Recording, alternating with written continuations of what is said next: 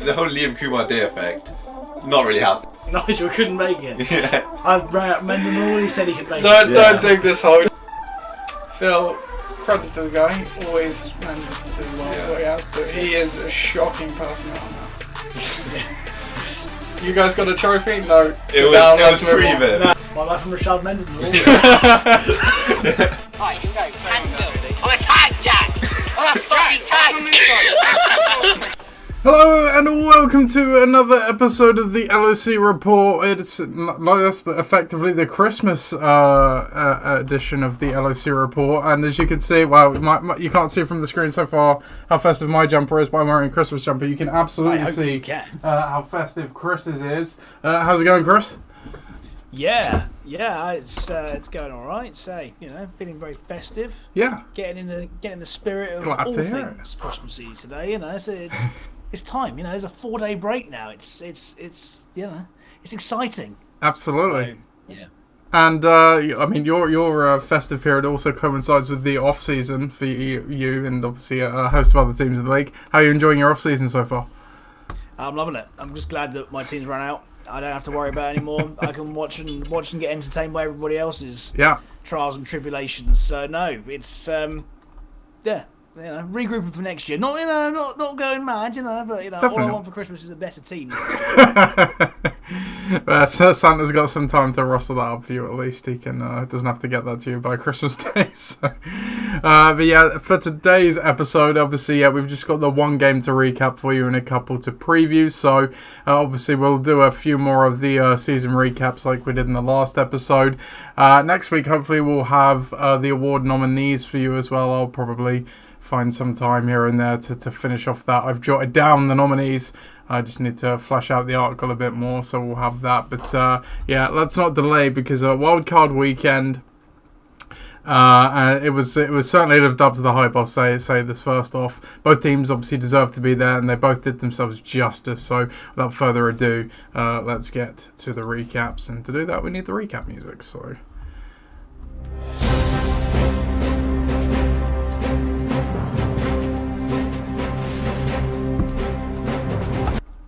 Okay, so Wildcard Bowl featured this year a debutant, not only for the league, but obviously for the playoffs as well, in Coach Scott and Great Scott.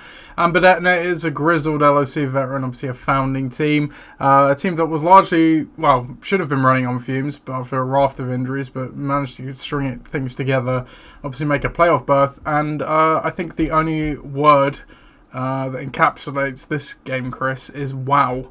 Both teams, with their season on the line, gave everything, and the game had everything. As you can see here on the screen, I'll read out if you're listening later on. 130 to 128 was the final score.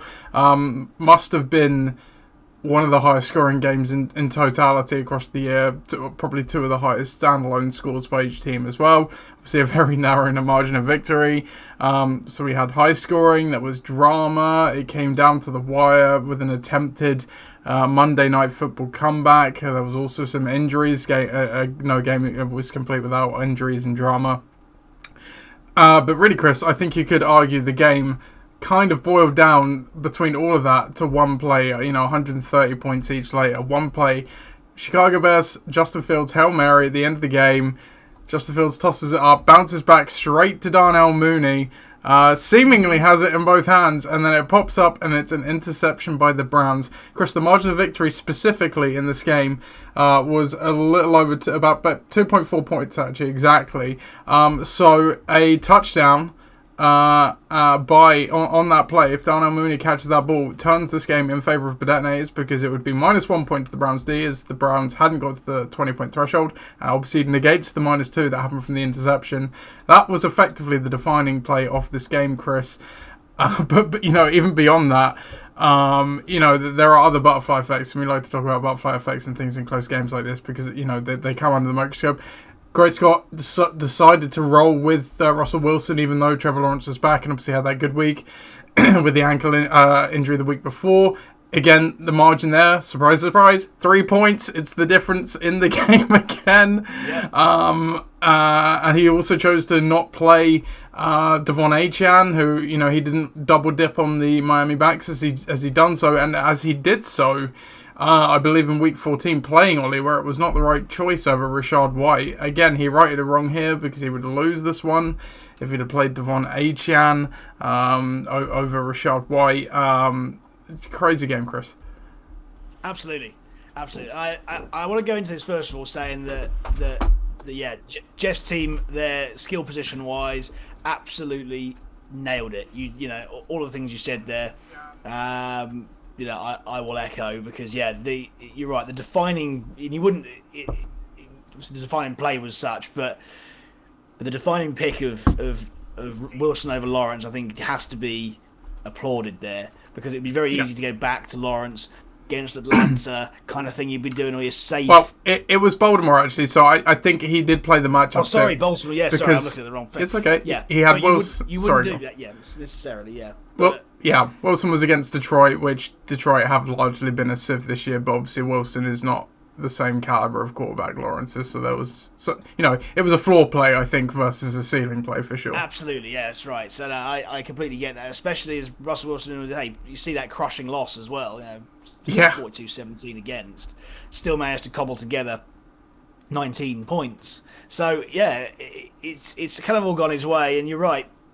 It's been very easy to be able to go big on the Miami running backs. Obviously didn't do that. We talked last week about the 3 running back solution dying a death. Well, in this game, that has absolutely paid dividends for Jeff there. Mostert, White, and Gibbs putting together a monster score. Mm-hmm. See St. Brown doing that in a game that he needs to, and a solid D and kick a score. And for Ollie, I think this is probably as good as he could have got. I mean, you got Ty Chandler on the bench that would have sealed the game really for him. But are you really going to play a guy like that? Are you really going to play Deontay Johnson? Not really. So I think for Ollie, it's a difficult one in the sense that he comes so close yet so far with a team that has been broken for most of the year. Mm-hmm. But the key guys turned up when they needed to, and obviously the Dolphins D pumped the score up really. Yeah. 31 points is otherworldly really. So I mean, you look on the other side though. It's obviously a different caliber, but the Browns got 17 themselves, so it's not like it was. No, absolutely not. I think that obviously the Browns are the number 1 defense in football, so they should be. But 17 points, especially on that last play, very very timely. But nothing to show between these guys. It's absolute hair's breadth kind of stuff, and you can analyse it till the cows come home. But we see Great Scott they've been keeping the pressure on for a lot of the year and been very consistent in their scoring. So I think in terms of that. You like to see teams like that progress because I like consistency, I'd like to see new people go toward winning the league. Yeah, absolutely. You kind of hit on the point, but I'd stopped with my kind of intro analysis and have my other notes here. But the very first thing I wrote in my analysis was the studs turned up in this game, pretty much for both sides, actually. Jamar Chase on Great Scott's side, the only one that didn't, and he did get injured, but it was very, very late on in the game, so that was effectively, his score for the game on that side. Then on the other side, the kind of thing that I've wrote down here is I think you could actually make an argument that between Hurts and Swift, they probably let Ollie, you could argue, even let him down in this one, because entering the Monday night game, what would Ollie have been, had a deficit of it would have been about 30 points, just over 30 points. And you think going at Seattle, who haven't really been a great defense this year, okay, it's in Seattle, but you would have thought, okay, I'd probably think between Hurts and Swift, they both get the requisite points there. Swift has been a bit of a disappointment lately. He gets 7.5. That's you bought a touchdown on that, that's fine, but he doesn't get that touchdown. And then Hurts getting 22, again, it's not a bad score, certainly not for a quarterback, it's about average, but again, you look at the kind of quarterback Jalen Hurts is, and you think, well, maybe that is mildly disappointing, especially when he gets all those rushing touchdowns from the brotherly shove play. It kind of really boosts up his floor, and that's where his 2 touchdowns actually came from in this one as well. So you kind of look at that and I think, well, you can make an argument that actually, and this is not a criticism on Ollie, because as you already kind of said with the other options on the bench, in no way was he benching Jalen Hurts. In no way was he benching DeAndre Swift for any of those guys, but they just let him down in this big spot, I think, and it's just unfortunate for him. Zeke is the obvious one that jumps out in the entire game, 4.6 points, but again, like you said, it's great with hindsight seeing Ty Chandler get 22 points, but you have no idea what he's going to... I know Madison was out, you have no idea what he's going to do. Minnesota haven't been great on offense since Kirk's gone down, really, and they've not featured him thus far this season, and they've had him all year long. They obviously, when they had Cam Akers, chose to play him over Chandler, so you can't, you read those signs, it's kind of hard to foresee that coming. Like you said, again, same with Deontay Johnson, you can't criticize Ollie for playing Zeke. Zeke just had a bad game, even though he still got the volume. Just a tough one, but both of them did extremely well. If you're going to lose in a playoff game, even though it hurts to lose this way, this is the way you want to lose, because Ollie's put out 128 points. He's had a great day. He's just marginally been outscored by the other team. More than anyone, Ollie will appreciate that, he's just more grateful to be able to actually get to this point of the season, make playoffs at all, with everything that's happened to his team, to have this kind of performance.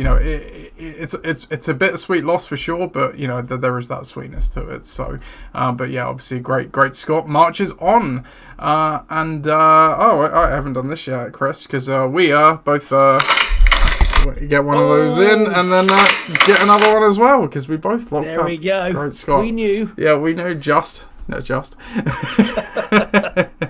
I don't think there is any around the league this week, just because it's playoffs and there was only the one game. So yeah, we won't do that section. So instead, we will just mosey right on to the league news.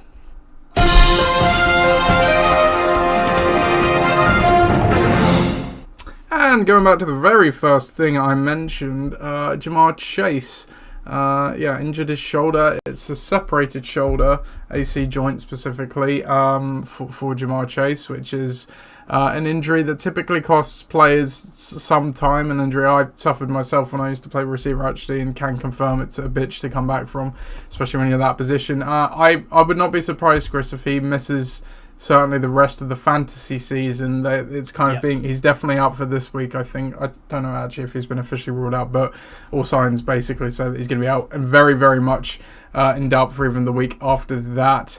For Great Scott, what do you make of this in terms of the impact on his team? Yeah, one of the bigger guys, obviously bigger names across the team, but as we saw last week, he could produce minimally. And the rest of the team still rally, so I think it's plenty good enough to carry on without him.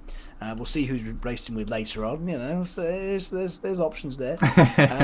But yeah, I think at this stage, you always want your good guys to go and the big names to go, but yeah, this is a team that's in form, so I'm less worried about that at the moment. Sure. Keaton Mitchell, he suffered a season-ending knee injury. I can't remember which ligament it was. I think it was the classic ACL. But he will miss the rest of the season for the Dream Team. Not sure a guy that Viv ever actually started, but he's obviously kind of a home run hitter guy, one that pops up every now and then. So obviously just takes a bit of depth away for Viv for however long his season lasts. And then lastly, Zach Moss.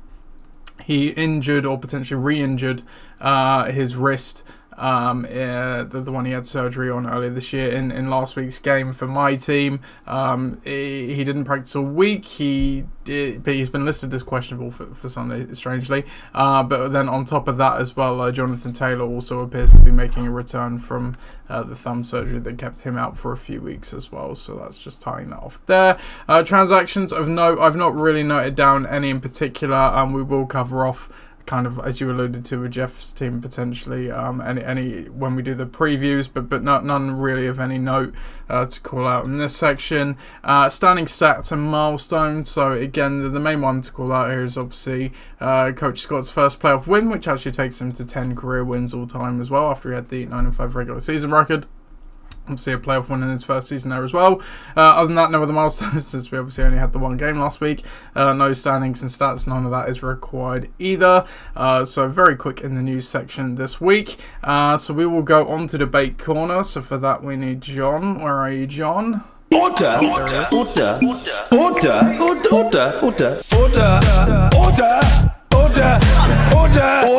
Thank you, John. He's busy trying to make sure his Brazilian wife can still live with him after the...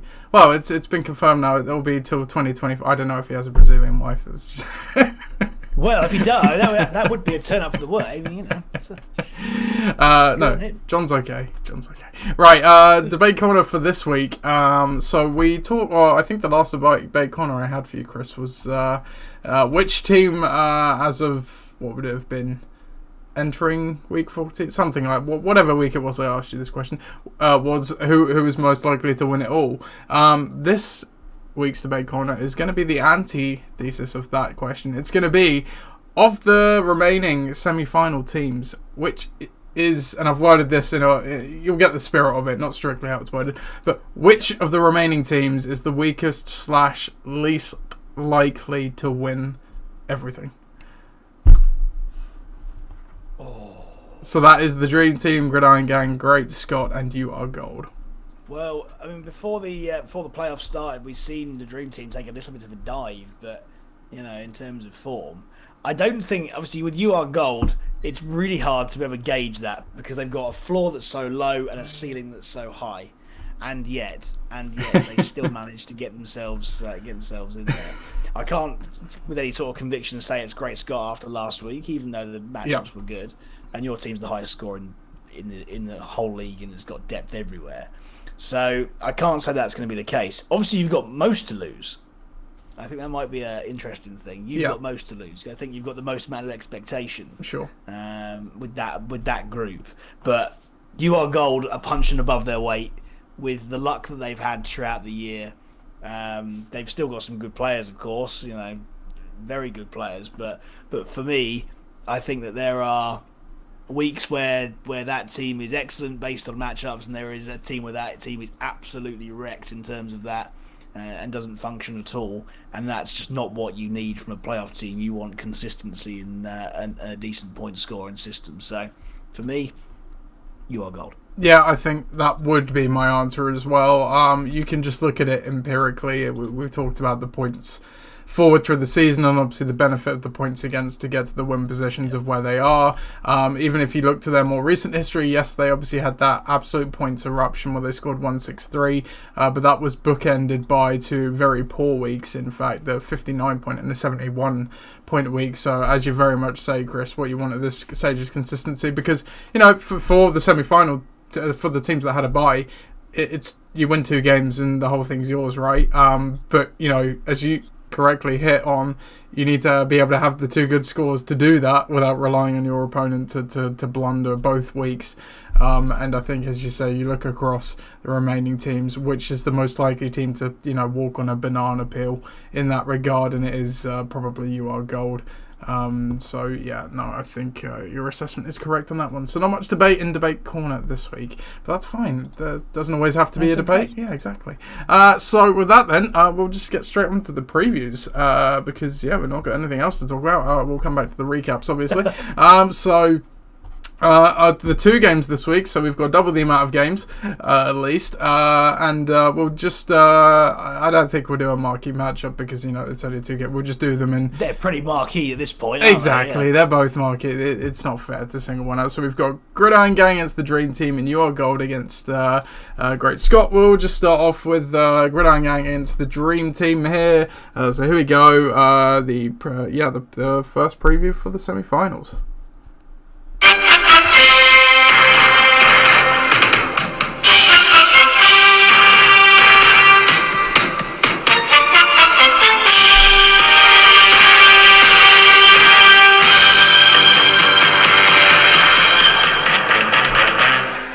Gridiron Gang take on the Dream Team here in semi-final 1 or 2, whatever you want to call it. Both the division winners, the Portsmouth and the Winchester division leaders, both with a 9-5 record, duking it out to see who goes to Corona Bowl 15. The Dream Team took this one earlier in the season. I believe it was 121 to 111 point victory for him, so it was a bit of a barn burner there.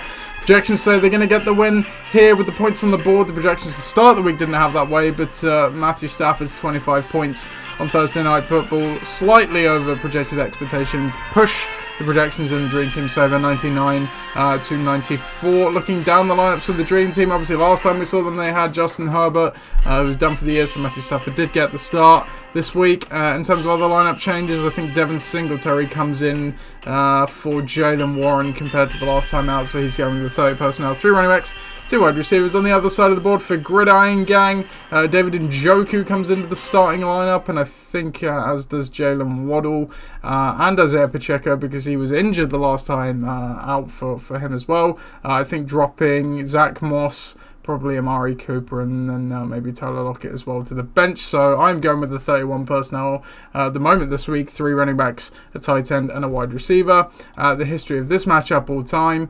Where's my matchup history? Here it is. The Dream Team is 10-7 against Gridiron Gang all time, and I also didn't mention in the recaps that Jeff beat Ollie 2 weeks in a row, so he's now 2-0 against him, just to tie a bow on that one. But back to this one, Chris. What are you looking for in this game? Obviously, Viv's gone off to a fairly good start here.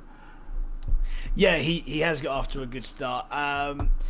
For me, it's gonna be all down to what Lamb and Hill can do. I don't have any confidence in the Houston-Cleveland game. I think that's a very difficult matchup for Singletary. Likewise with Etienne against Tampa, who've been pretty stout all year. Hall against Washington, I say that being a defensive game. Obviously, he's been well used, but I don't think he can make up enough for the other two. I know that Hill's banged up playing Dallas. That's hard work, and Lamb is obviously in the same game, but that has all the hallmarks of being a bit of a track meet. And if any of those guys are involved, that's going to be interesting. Jets D down the bottom there against Washington. Obviously, Sam Howell's been the most sacked quarterback in all of football this year. For all of their offensive woes, their defense has still been pretty damn good this year. So, it keeps him in the game. But for you, you've got to look at it. You've got to look at some really plus matchups here. Josh Allen's playing the demoralized, coachless, directionless, quarterbackless LA Chargers. I know it's across the country, but I don't really care too much about that. I think east to west isn't so bad. It's usually west to east that's the problem. Yeah, it's a beat down game, and Allen's from California too, so it's like going home, isn't it? So, is he from California? I didn't know that. I'm pretty sure he's from California, isn't he? I could have sworn he was a Patriots fan before he went into college in the pros and stuff. He went to Wyoming, I think, college-wise. Oh, Wyoming. Is he from? I don't think. Well, I don't think that Wyoming has any bearing on where he was originally from. He's from Fireball, California. There you go. I did not. You taught me something today. Thank you, Chris. Boom. Because I know this because he sent out all these letters to various colleges. Nobody accepted him, obviously, and right. He was just this random. He was just this kid from California who was from nowhere. And, Wyoming. Good for you. He played for a community college as well. So Josh Allen's he's great. I mean, love that story. That's brilliant.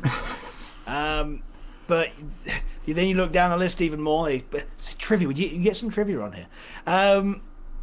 Jalen Waddle's in the game. Big game last week. But I don't know. It's all predicated on what Tyreek does. I would say. Would you not? McCaffrey's in probably his most difficult matchup of the year, but he's at home, and we know how multifaceted he is. Montgomery and Pacheco, love those matchups. Both of them are all right, and the Broncos D down the bottom are going to kick the shit out of New England at home. So it really is going to be a Christmas Day mauling. Here's hoping. Yeah. So there you go. Or it's say it's Christmas Eve, but it goes into Christmas Day here, so I'm going to say that.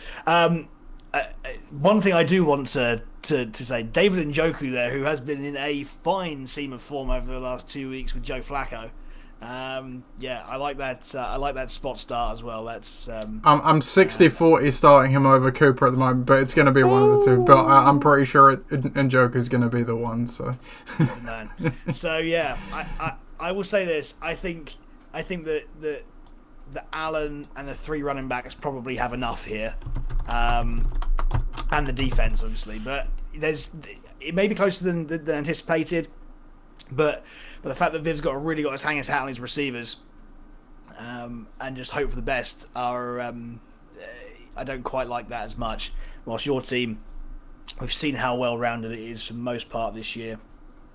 Guys that are being used positively, and that's why I think only very just that you'll get the win. Yeah, no, I'm going to go with my team as well, but I completely agree. Really, I think this game is a toss-up.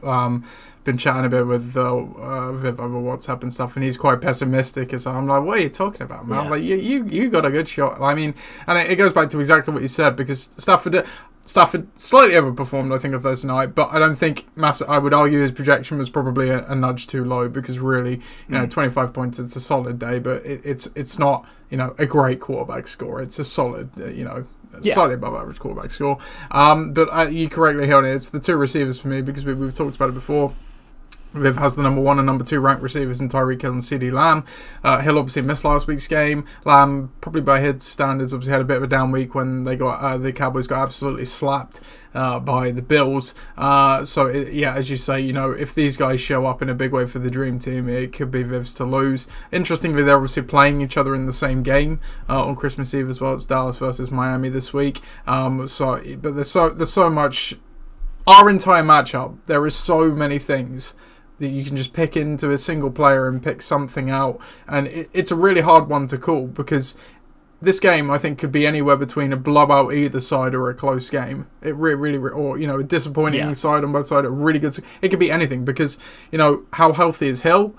Will the Cowboys be able to scheme him away? They've obviously been a pretty good deal all along. We know Hill is a completely different beast, but the Cowboys D has been pretty good. Lamb, again, like I say, he's going to face Jalen Ramsey. He got shut down a little bit last week. What does that entail? Cowboys, at the moment of the season, they've obviously been a great home team, but road, we've not really necessarily seen it so much. Similarly, both these teams have the same kind of problem, where they've absolutely drummed up against bad teams, but when they face good teams, it's not so clear. So what happens when they both play each other? And then just to dip into my team, well, I've got Jalen Waddle and Brandon Aubrey as well, so I've also got some investment in this game. Obviously, as you kind of said, Waddle, he had a really good day last week with Hill being out. Does that jumpstart him a bit, or does he kind of return to what he has been this year when Hill's been there?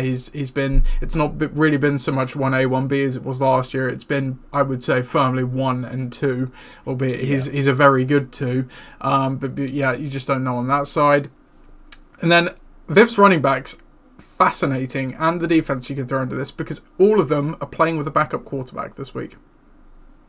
Look, that's thinking for a second. Singletary has Case Keenum playing the Browns D. ETN's probably going to have CJ Beathard. I think Lawrence did practice on a limited basis today, but he's very iffy at the moment. And again, not the best of matchups. Hall does have a nice matchup, but he's going to be playing with Trevor Siemian.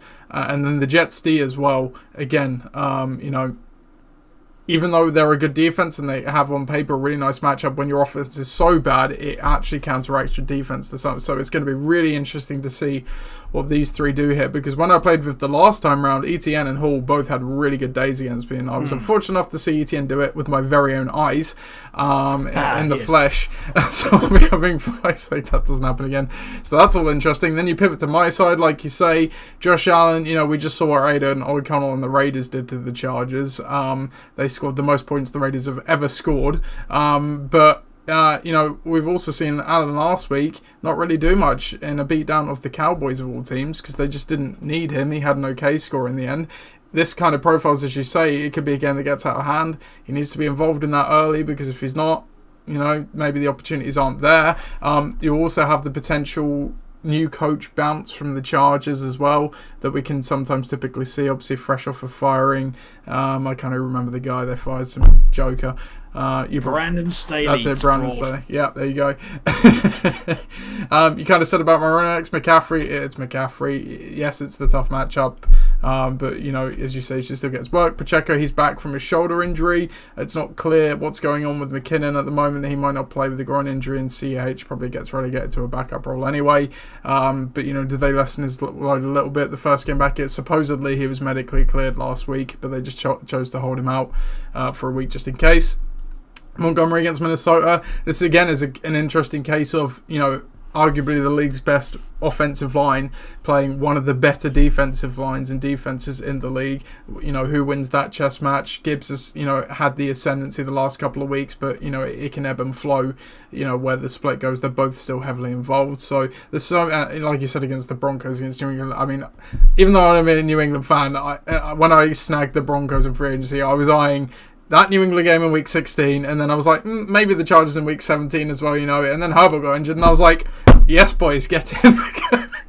Well, on that very point, I noticed that Viv picked the 49ers up and on the bench, who played Washington in week 17, so I think that's a sneaky one there as well. I think it's a bit of a stash for next week. Well, so, he's had the Niners all year long, I think. But and that's another interesting point, that Viv has chosen to deviate from the Niners because he's been pretty loyal to them, and I get why he's doing it because it is Baltimore.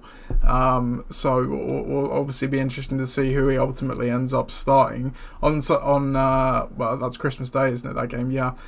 So many things in this game that you can pick out. Impossible to call individually each particular one how it's going to go, but as you say, I'm going to lean my team as well. I didn't cover with David Njoku. As you said, he's been mauling people the last couple of weeks with Joe Flacco, and the Texans are one of the better matchups for Titans as well, so fingers crossed from my point of view. Obviously that comes through there as well. Alright, that's that game then.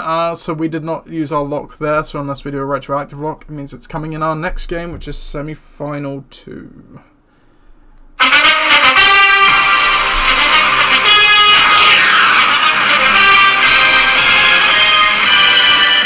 You are gold, take on Great Scott in the semi-final 2. You are gold, fresh off the bye, the regular season and Southampton division winner, winning the winner of the Wildcard Bowl, the traditional wildcard team in Great Scott. Projections have this going the way of the Wildcard Bowl winner, Great Scott, 92 to 85. Taking a look down the lineup for Great Scott, Trey McBride comes in for the injured Jamar Chase. Other than that, no changes at the moment, so he's going with the 31 personnel, 3 running backs, a tight end and a wide receiver. On the other side of the board for your gold, since the last time we saw them, I believe they are I think they've brought James Conner back in because week 14 cards were on a bye, which probably drops Jordan Addison to the bench.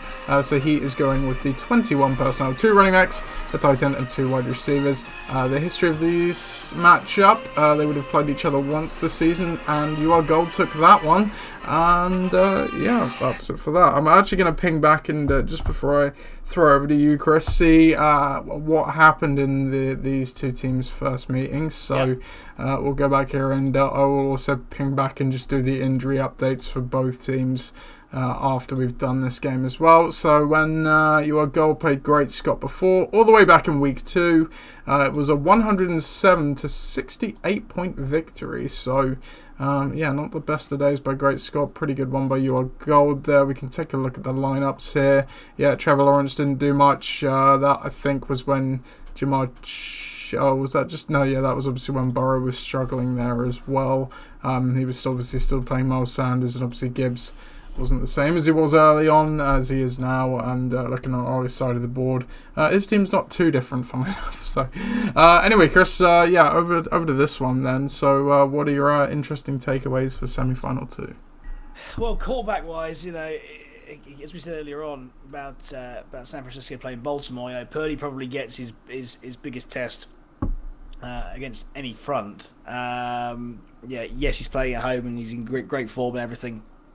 But yeah, that's a difficult one at this stage.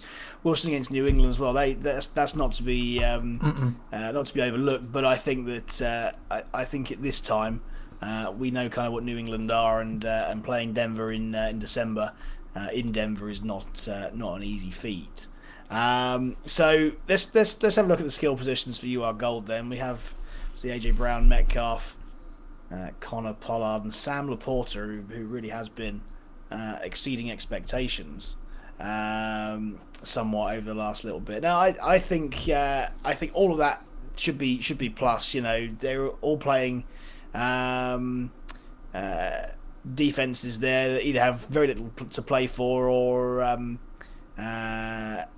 or indeed in the Miami's case, you know, so it could be a bit of a barnstorming game. So yeah, Metcalf against Tennessee, Connor against Chicago, and Laporte against Minnesota, I think fashions well. He's got the Bears D against Arizona, which is a bit like, well, I don't really know what to think about that. He's obviously got the Colts on the bench as well, and I think that's probably better. I don't really understand the fantasy, all the fantasy community, the analysts and everything seem to be jumping up and down against the Bears against Arizona this week, but I don't really get it. I don't get it. Nope. I don't get that either. You know, I know that again, Chicago in December not a great place to go if you're, you know, living and working in Arizona and you're Kyler Murray. But at the same time, if you're the Colts D and you're playing Atlanta and they suck, then I don't know, probably rather go that way.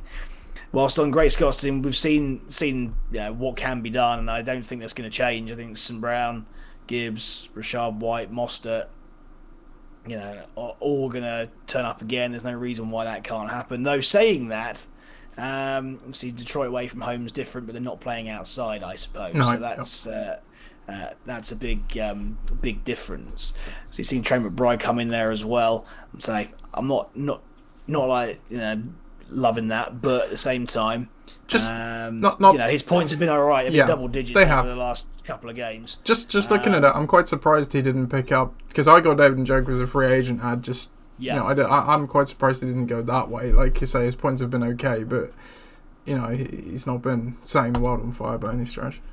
No, not at all. So, but then again, in a game like that, you know, maybe that's a good one to have as a bit of a safety blanket. You know, Browns D playing Houston's playing Davis Mills is great. As Case Keenum. Wrong with that. Oh, sorry, Case Keenum worse. Give Case. Well, according to D'Amico Ryan's, not worse. Well, I don't know about that, but anyways, it's playing someone other than CJ Stroud is good. So, look, I think UR Gold have done valiantly to get here. They've rode their luck. They've done everything they need to get themselves to a playoff berth. Do I think that this is probably one step too far for them? They need an awful lot of luck in the game, but that's what they've had all year. I think based on form alone, you've got to go with Great Scott, to be honest.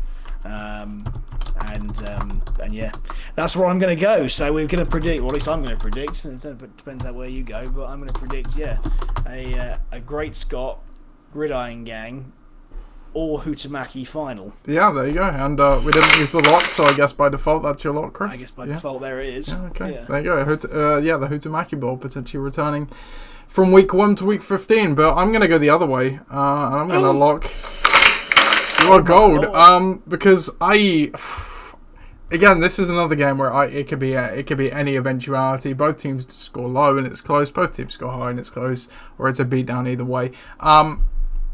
So with Great Scott, Russell Wilson, you can book him normally. I mean, Jeff loves a quarterback that can just guarantee you 16 to 20 points every single week and nothing else, because that's what Lawrence was for much of the season, and that's exactly what Wilson has been the whole season.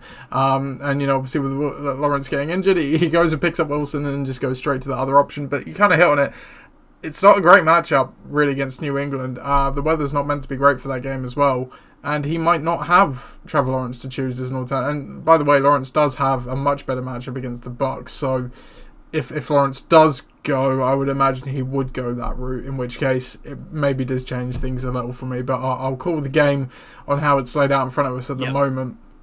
And then the skill positions, I think losing Chase does take this team down a notch, because we thought when Joe Burrow went down for the year that was going to be, you know, curtains really for Chase's fantasy outlook. But Jake Browning has played very well by all standards. Yeah, of course, absolutely. That's basically kept Jamar Chase operating at the same level that he was with Joe Burrow.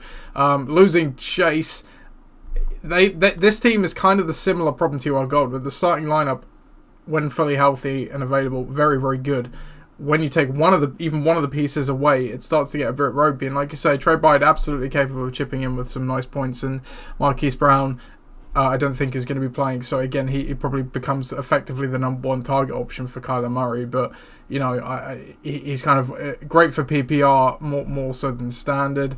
Like you said, the running backs are great. Again, Gibbs kind of has the same issue as Monty. Obviously, with the Minnesota matchup isn't necessarily the best. The other two are fine there, so they should be fine. And then St. Brown against the Vikings defense is fairly solid as well. It's solid. It's absolutely solid. And obviously they've been firing, so it wouldn't surprise me if they all do have good days. But your Gold's just had this little knack this whole season long. They've avoided the points. It's one of those things you can't put your finger on. We've seen it in the last few weeks. And by the way, not that we read too much into how teams do on bye weeks, because obviously, people aren't taking it as a serious deal necessarily because it is a bye week. But Ollie's team did score, I think, about 115, 120 points last week. For what it is worth, your point about Purdy is absolutely salient one, that it's a tough matchup. But again, he's at home, and just what Kyle Shanahan does with quarterbacks and the way they play, they just get the ball in the playmaker's hands and let them do the damage that way. Purdy doesn't necessarily need to be especially good. Purdy's bad stretch this season came when Deebo Samuel missed those 3 games, and that's also when the Niners lost their 3 games. When all the skill positions have been healthy and available, they've obviously been lights out. And while the Ravens defense is good, I don't really see that being any different here. AJ Brown against Giants, that's nice. The Eagles have obviously been found out a bit lately, ever since... what team was it that I think it was ever since the Niners, Nick Bosa said that they found the blueprint to stop the Eagles. The Eagles haven't won a game, and they've struggled on offense every single time, but the Giants are the Giants. And Devontae Smith might not be fully healthy in this one by the sounds of it either, so again, does that push a little more work AJ Brown's way? Metcalf has a really juicy matchup against Tennessee. Seahawks need to keep winning for their playoff hopes. Connor's obviously getting the volume and everything at the moment, not a bad matchup. Pollard does get a tough matchup. He's a bit healthier now. He's kind of said this week that he obviously had that leg break at the end of last season. It's taken him a bit to come back from it, but he has been better of late. And Sam Laporte is obviously coming off a 3-touchdown week and is arguably the number 2 passing weapon for the Lions. Obviously, the kicker and the defense, not too fussed about there, but it's an interesting game on both sides. Again, we've got some really enticing semi-final games here, and my lock is going to go to You Are Gold on the basis of that. So there you have it. That's the semi-finals preview. So we'll see which one of the teams make it through. Did you have another point there, Chris, or no? No. Yeah. I'm all good. Yeah. I'm all good. No, that's exactly it. So it's going to be a fun week. Absolutely. Injury-wise, Raheem Mostert, I think it might be a little more than veterans rest this week, because I don't think he practiced each of, and it doesn't say here helpfully, Wednesday or Thursday. But I would imagine he'd be okay, and even if he's not, I wouldn't necessarily read too much into it, because Jeff has Devon A-Chan as well, who obviously he currently isn't playing, so he's got the backup there. Chase, as we said, is out. Lawrence is extremely questionable with a concussion, as he only just practiced on a limited basis today. I think he needs to clear tomorrow for a chance to play. Clean bill of health for You Are Gold. Then we'll just dovetail back to the other game and cover the bits off here. So Pacheco obviously back from his shoulder injury, practicing in full. He's fine. Odell Beckham, illness. I think yesterday and Wednesday was... probably just rest. He did return to practice today. McKinnon hasn't practiced today or yesterday, and they play on Christmas Day, so he's looking quite iffy. And as I said, Moss hasn't practiced all week, but listed as questionable. So I'd be surprised if he played, but obviously the bigger thing for him is that it looks like Jonathan Taylor's going to be back.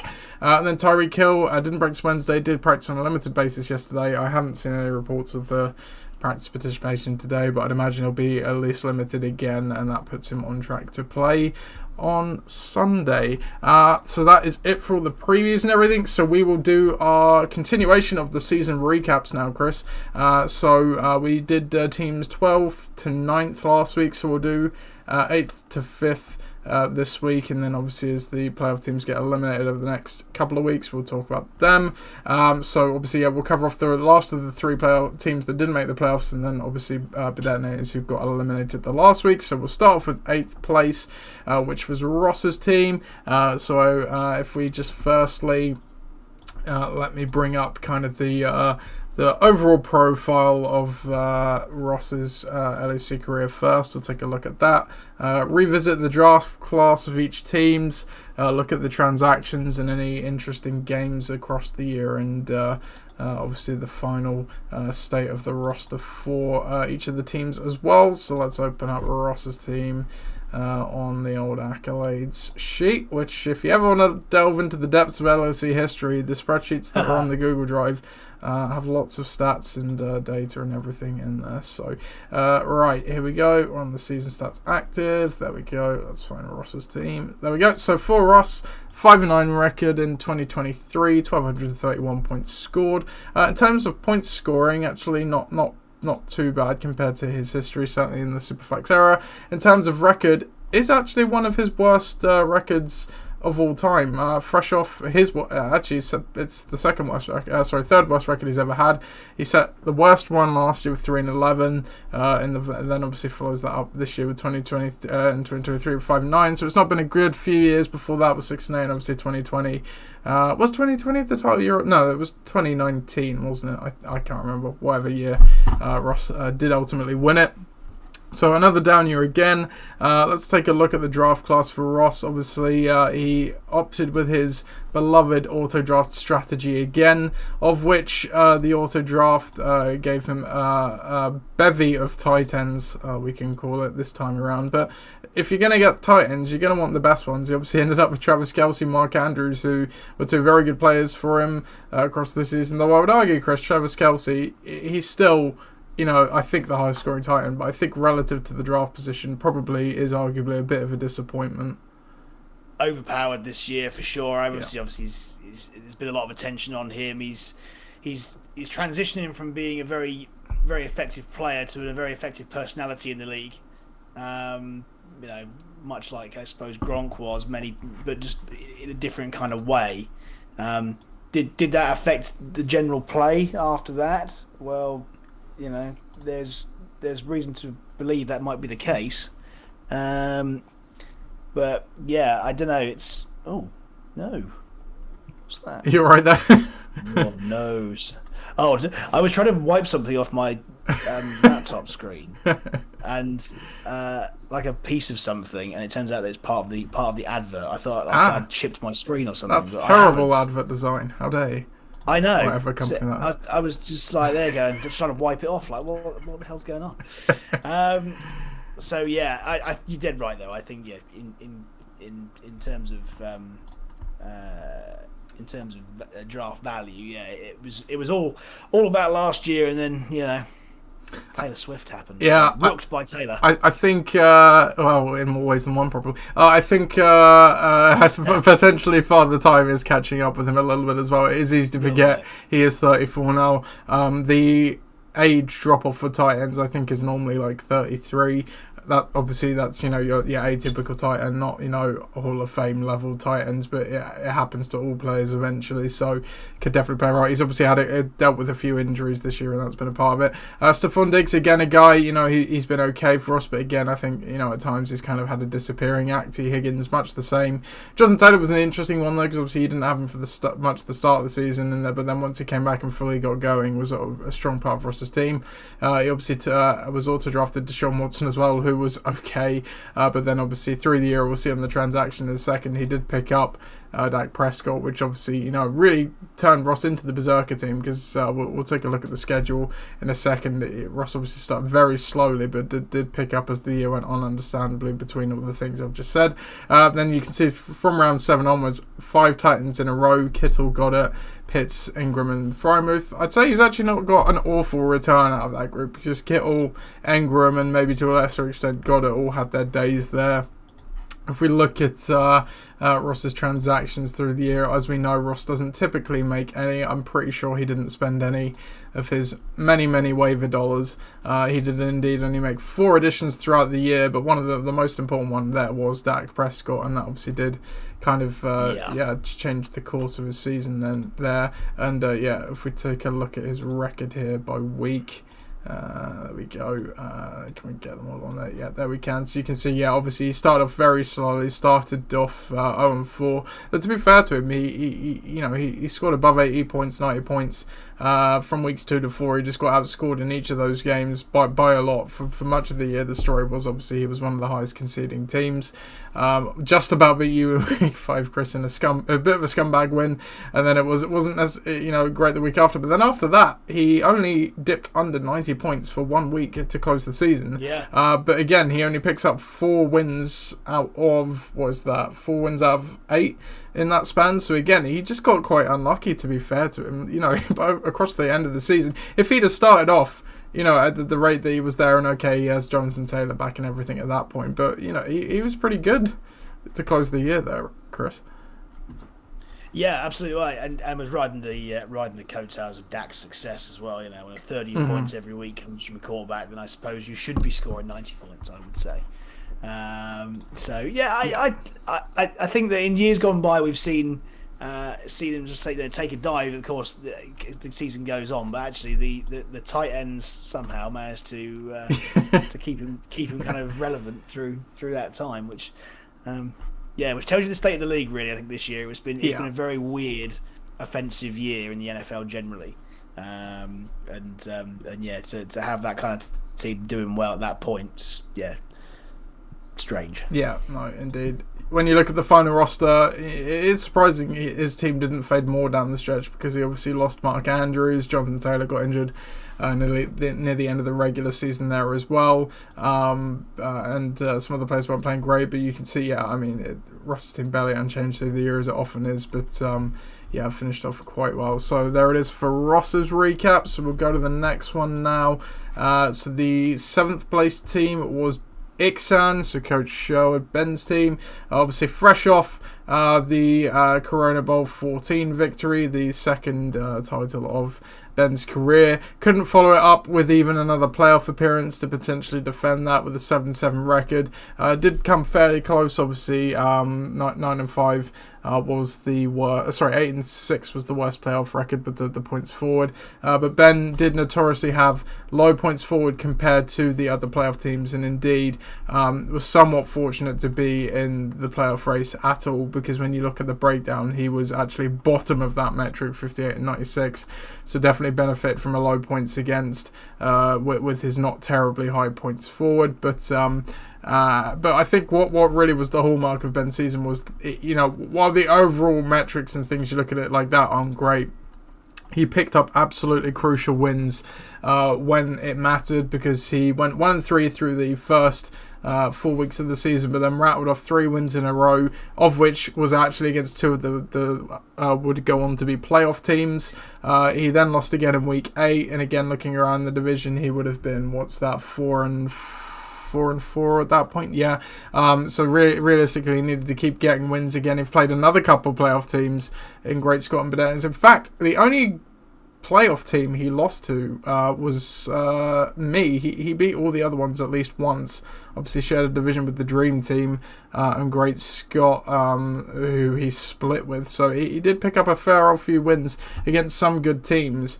But you can see it was the last couple of weeks that really cost him there, where he managed to muster about 76 points in each of the 2 weeks. That obviously was the difference come the end of the season. And again as well, just you can scan your eyes here looking at the points forward. There were a lot of weeks under 90 points here, it's fair to say, for Ben's team, and obviously that correlates with the overall points forward. So, of which he picked up 3 of his wins in those games as well. So again, that's where some of the good fortune came from in that regard. Looking at his initial draft class, he obviously started off with Eckler, Mahomes, Aaron Jones, Madison, Watson, Evans, Kirk, Pirine, Sutton, Odell Beckham, who we'd go on to drop DJ Chark there as long as at the bottom as well. But the story of Ben's season is how really did this team end up getting to 7-7, because between ineffective play for guys like Eckler and Mahomes and Madison, and then injuries for Jones, Watson, and everything like that, he actually had some really nice kind of mid to late round picks in Evans and Sutton. They were the absolute gems of his draft class, I would say, in terms of outperforming. But you could argue picks 1 to 5, all of them, I don't think it's a stretch to say that all of them were probably busts. Is that a fair comment, Chris? I think that they probably weren't as the 3 backs that he picked this year certainly weren't as effective, and he couldn't ride the Mahomes power this year. But yeah, for the reasons you suggested, either bad offenses, injuries, or ineffective play. Something you wouldn't necessarily have picked up at the beginning of the year, because on paper, you think of Eckler and Jones, you think volume, but and Mattison is the big big body back. But yeah, it's amazing to me, and in hindsight, that Christian Watson goes before Mike Evans in this draft. Bearing in mind what Evans has done this year as well. So that's probably testament to the fact that Tampa have been a bit of a surprise product, to be honest. But yeah, I for sure, it's a system that many of us try. It's 3 running back system, and you have to make sure that the guys are either one of them scoring crazy amount of points every week to back the other 2 up, or two of them hit and the other one doesn't necessarily. But yeah, just didn't quite happen there. No, yeah, and to your point, Chris, this absolutely wasn't a slight on Ben, because where all of those 3 running backs went was exactly when they should have gone, or around when they should have gone. For Eckler and Jones, absolutely injury played a role in theirs. Maybe with Eckler, again, it's maybe getting up there in years a little bit. Starts had a bit of a role, and just the Chargers in general have been very Chargery this year. Mattison's the big one, though, because and again, I love Alexander Mattison, and again, in seasons past when he's filled in for Dalvin Cook, he's actually been quite good.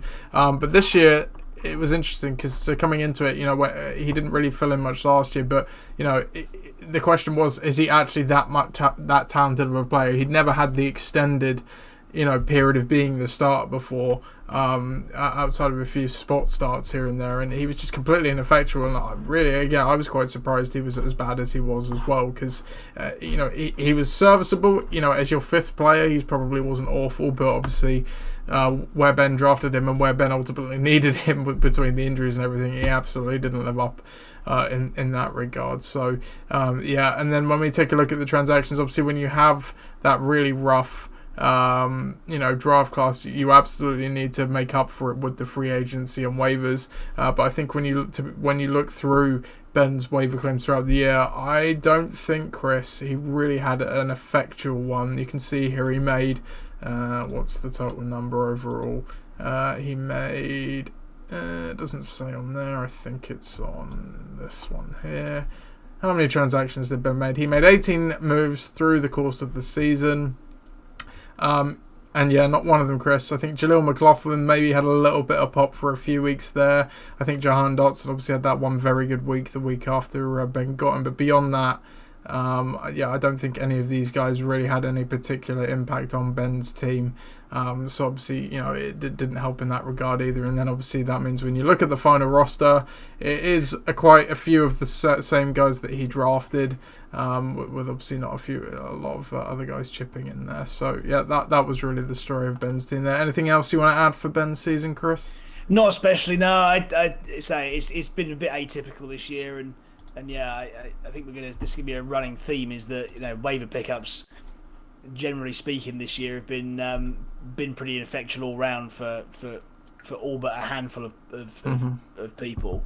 High value streams and whatever just haven't really been that readily available. So yeah, no knock for that, but at the same time, yeah, to cobble together a season that's been half decent. Yeah, not all the way, but half decent has been. It's certainly been an achievement. I mean, yeah, when you look at his, he's had one losing record since 2012, which is just matters. Doing something right then. Yeah. Clearly. So, yeah, absolutely. And I am actually being a little harsh. I missed this one, but Jacoby Myers, he added in week 2 for $12, and he actually did go on to be a fairly serviceable player for Ben throughout the season. So he did have one good ad there, at least for in terms of season-long impact. Next team then's the 6th ranked team, which was have we skipped 8th? No, the 6th ranked team. So the team that did just miss out on players was Pakistan. Obviously says here 5, but as we know, because it doesn't take into account the points forward seeding there, Pat was the 6th ranked team overall. Excuse me. So if we take a look at Pat's season compared to all his other ones, he obviously went 9-5. this year. Where are we here? Yeah, which was actually his tied best record of all time. He's gone 9-5 a couple of times, but not for a good old while. 2016 and 2017. So he improved on his record the last few seasons, which over the last 4 years he's basically been between 5-9 and 7-7 every single year. So improved in that regard. He also had one of his better scoring seasons at 1,290 points there as well. So compared to history, not a bad season. And again, we said last year with my dad's team, 9-5, normally good for a playoff record, but that was not the case this year. He just missed out. Tied for the playoff record, obviously, but didn't quite get it there. If we take a look at Pat's draft class here, Chris. So we obviously led it off. I wouldn't say it was controversial, but he chose to go with Justin Jefferson over Christian McCaffrey with pick 1, which in hindsight, you can't pick it apart because at the time, again, JJ was absolutely firmly, arguably the number 1 overall draft pick. But in hindsight, you do wonder that probably is the difference between Pat making playoffs in the season and Pat not making playoffs. With picks 2 onwards, so we took Najee Harris. Again, he's a guy that's not really lived up to the billing, and again, there was a bit of a cloud over him even entering the year about how good he would actually be. Chris Olave, he's been pretty solid, I'd say, as is DJ Moore. Kenneth Walker was a real good draft pick there at pick 5, as was Alvin Kamara in round 6. I think since Alvin Kamara has been back, he's ranked as an RB1 in terms of total scoring. So again, Pat did have a really good middle portion of his draft class here. Zay Flowers as well jumps out in round 9 as well, as again, not necessarily been amazing, but certainly a guy who's been quite serviceable for Pat's team all season long. So fairly solid in that regard. Through the year, Pat made 25 transactions all in all, and we will take a look at them briefly here now. So if we cast back here, see if we can pick out any impact guys. So he added Zach Moss for $2 after week 2. Huge. Massive. He performed massively well in the early portion of the season until Jonathan Taylor returns. So as you say, really good addition there. For only $2 as well, proving you don't need to spend money to get the good additions. He did briefly have Dak Prescott on his roster as well, which is interesting because again, he was one of these teams which chose not to draft the quarterback highly. But obviously didn't stick with him for too long, mainly going between Jared Goff and CJ Stroud, who again he did pick up in weeks 5 and week 6, and they were obviously a large portion for Pat's success this season as well. It was quite the quarterback duo there, wasn't it, Chris? Absolutely, and CJ Stroud was through those midweeks was absolutely electric. I mean, I know in recent times it's taken a bit of a cooling off, but yeah, a nice solid option and a young rookie who with tremendous upside. You can't really go wrong with that. Yeah. So in the end, I think did definitely got there with his quarterback. Yeah. He also added Zach Charbonnet, obviously, as the handcuff to Kenneth Walker as a free agent added. So again, I know he had some spot starts there, obviously, when Kenneth Walker did miss some time. So looking at the final team for Pat's team, not a bad team overall. I mean, hell, he did go 9-5 after all. Was one of the good teams that did benefit a little bit from the points against, but his points forward weren't bad. As we know, obviously not good compared to the other playoff teams. I think he was 6th overall in points forward, but just didn't have quite enough pop there, and obviously did just end up because the final roster, obviously he got JJ back, JJ missing time. Had JJ again been there for the whole season, no doubt Pat's probably looking at being in the playoffs. It was just injury that obviously cost him potentially the chance there. And then if we take a look at his schedule, and you will see, obviously, I mean, I think I put it up in the group chat after the week 14 results finalised. Pat was in a playoff seed every single week from week 2 onwards until the end of week 14. That's rough. That is rough. It's just not fair. And even then in week 1 he'd won as well, so it was just came down to points on the seeding then, so you could argue really that he'd effectively been in a playoff seed all season long until it ended at the very end. But it is the last 4 weeks that unfortunately did cost it for Pat, because across the last 4 weeks he went 1-3. Only in one of those weeks did he score more than 87 points, and in 2 of those weeks he scored 63 and 60. So it was just that end of the season that completely cost Pat, unfortunately, because before that I mean, you can look at the scores here. More often than not, he was scoring up around the high 90s, 100s. So yeah, just a shame for that. A good season overall, though. He should obviously hold his head high and carry that into next year. I mean, we were both actually proponents of it being the year of Pat on this podcast for quite some time, weren't we, Chris? Well, absolutely, and I thought it was Pat's year for a while, but so be it. It's other teams came around at the last minute. I think he was just sneak his way into the playoffs. Just kind of get there, but just not quite there. But the great thing is that obviously in terms of team composition, he's got what he needs, and yeah, I've no doubt that he's going to take another run again because he was desperately unlucky not to this time. And a whole year of Justin Jefferson presumably would have done that. Yeah, absolutely. Yeah, because I think the points effectively that he missed the playoffs by was about 63. Was the difference between the points forward wild card and not, but yeah. So unfortunately, but keep doing what you're doing, Pat. It'll come. Absolutely. Keep faith.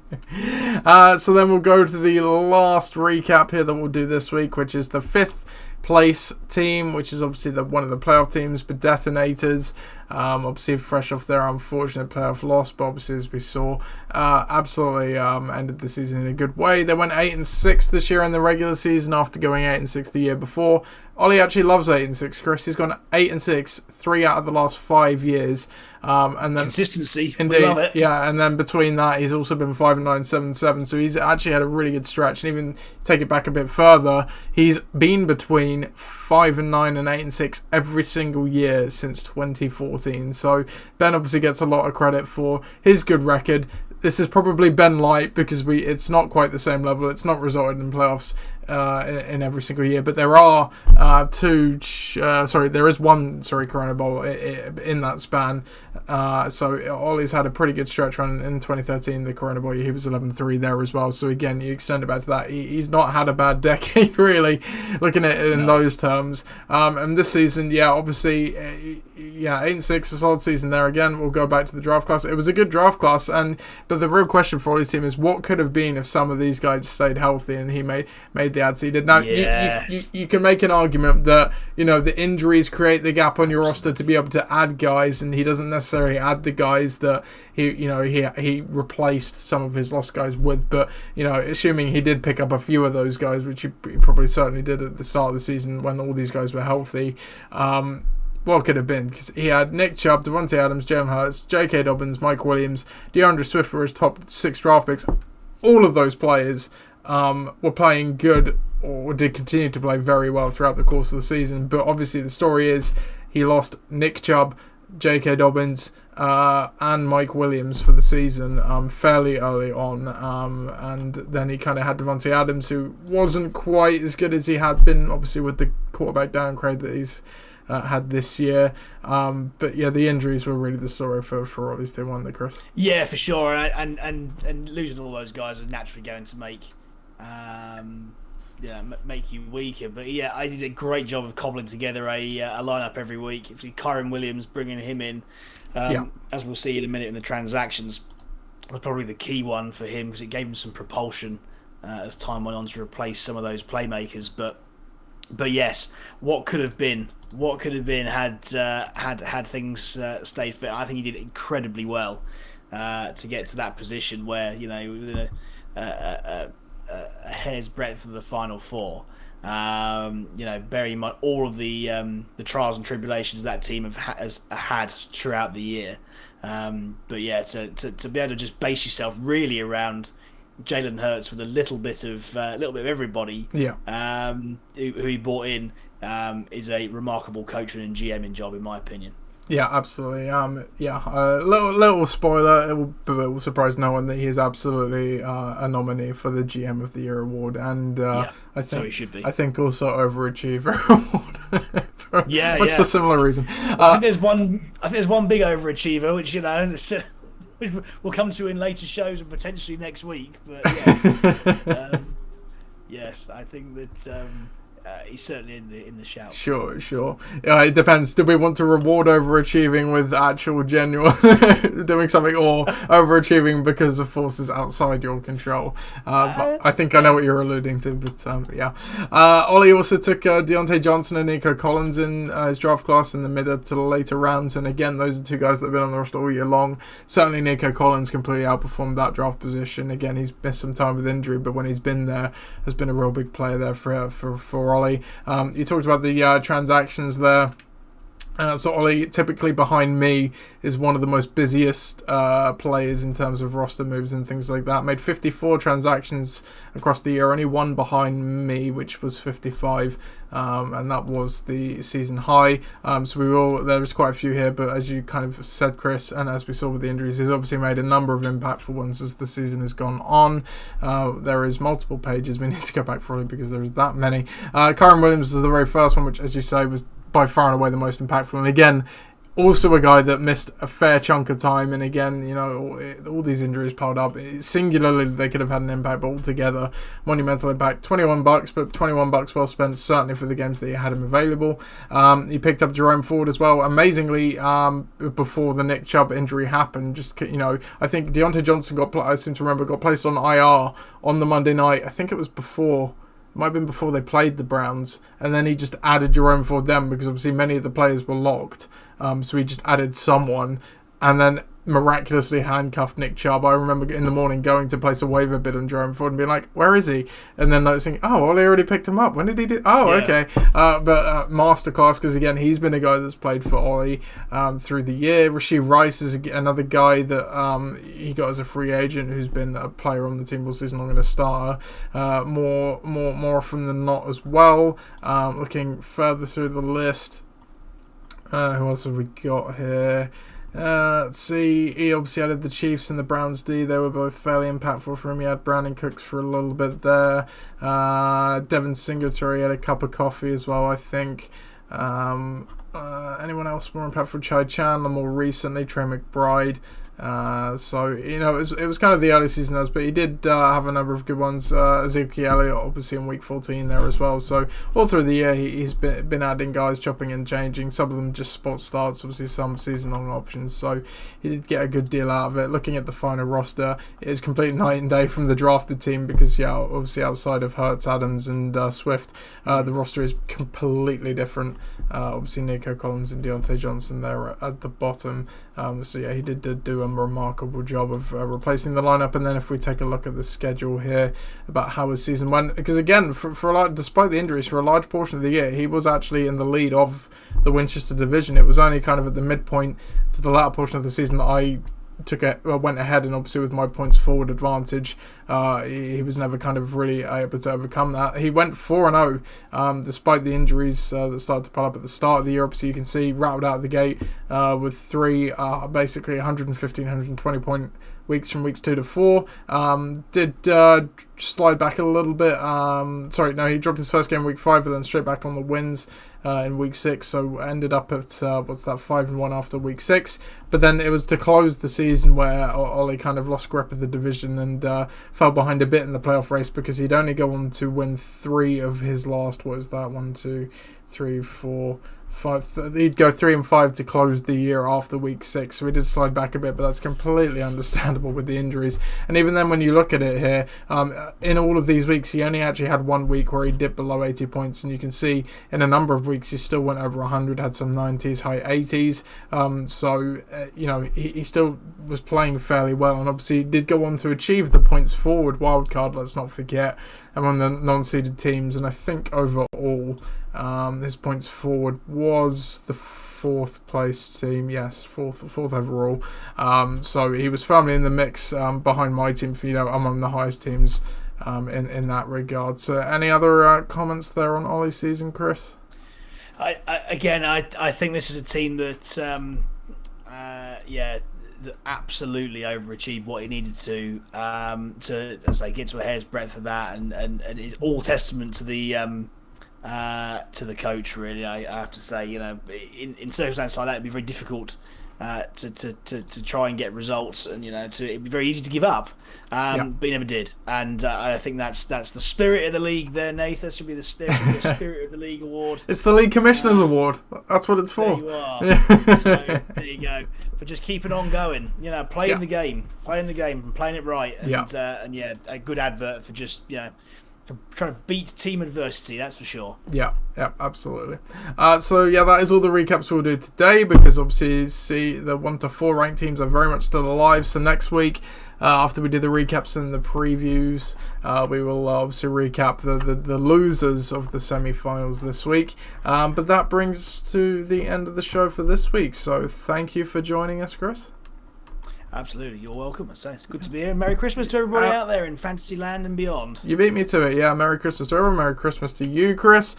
Best of luck in your matchups this week. Have a good weekend. Have a great Christmas, but not good luck in your matchup if you're playing me, of course, with. Goodbye, everybody.